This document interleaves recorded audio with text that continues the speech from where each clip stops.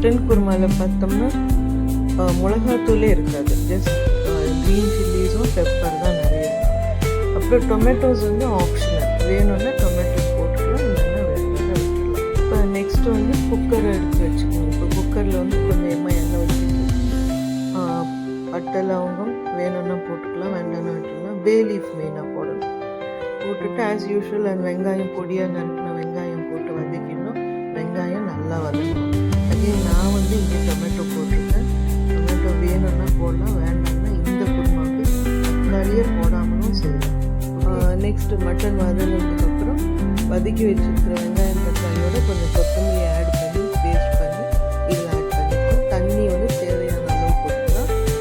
Cooker மூடுறதுக்கு முன்னாடி உப்பு போட்டுட்டு நான் வந்து ஒரு தேங்காயோட ஓடு கொஞ்சம் போடுவேன். மட்டன் வந்து ஈஸியாக வெந்துடும் அது போட்டோம்னா.